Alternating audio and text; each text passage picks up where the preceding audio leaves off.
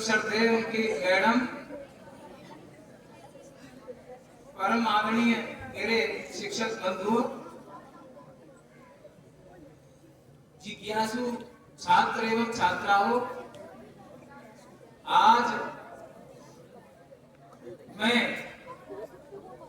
आजादी के उन परवानों को, उन स्वतंत्रता संग्राम सेनानियों को जिन्होंने प्राण गंवा दिए अथवा बाद में भी जीवित रहे, ज्ञात अज्ञात सभी शहीद और परोक्ष और प्रत्यक्ष रूप में जिन्होंने भी देश के आजादी के लिए योगदान दिया, उनको कोट कोट वंदन करता हूँ, कोट कोट नमन करता हूँ, अपने श्रद्धा सुमन अर्पित करता हूँ। उनकी वजह से ये देश आजाद हुआ, उनके संगठनों से ये हम आजादी की सांस ले रहे हैं। और गणतंत्र दिवस और स्वतंत्रता दिवस में अंतर यह है कि आज के दिन हमारे देश में संविधान लागू हुआ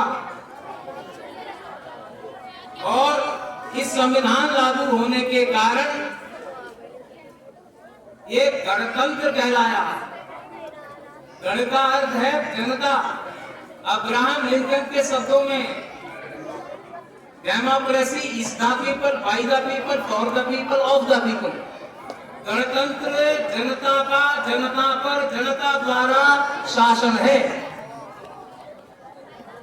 और यह संविधान 11 माह, 2 साल 11 माह और 18 दिन में बनकर तैयार किया गया। हमारे देश के महान स्वतंत्रता संग्राम सेनानियों ने इस देश को आगे बढ़ने का सपना देखा।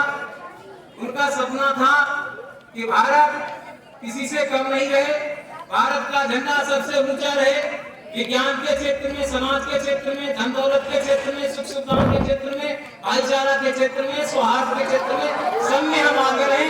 हमें किसी भी प्रकार का कोई भी कष्ट न हो।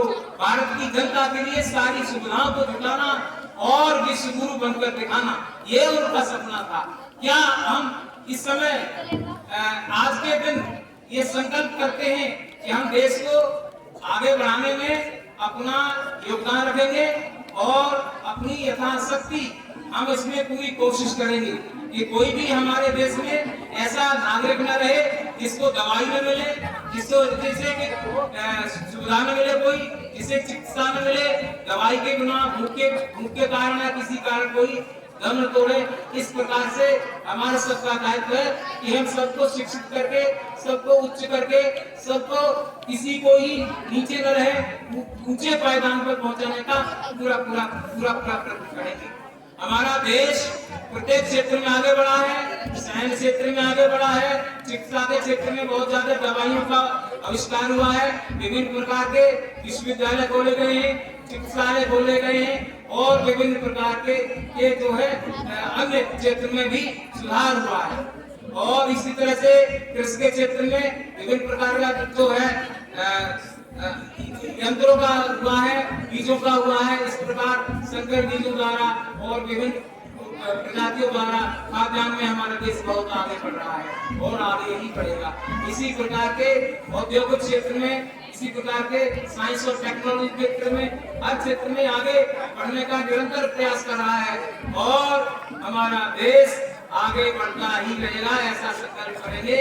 और इसमें हमारे देश क्या है, विविधताओं का देश है, जहाँ विभिन्न प्रकार की भाषाएं, विभिन्न प्रकार के क्षेत्र हैं, अलग अलग पहनावा है, अलग अलग भोजन है। इस प्रकार से जो विषमता का देश है, जो विभिन्न प्रकार के विभिन्नताओं का देश है और हम विभिन्नताओं के देश को एक करते रहेंगे और एक दूसरे की संस्कृति को सहन करेंगे, एक दूसरी संस्कृति को स्वीकार करेंगे।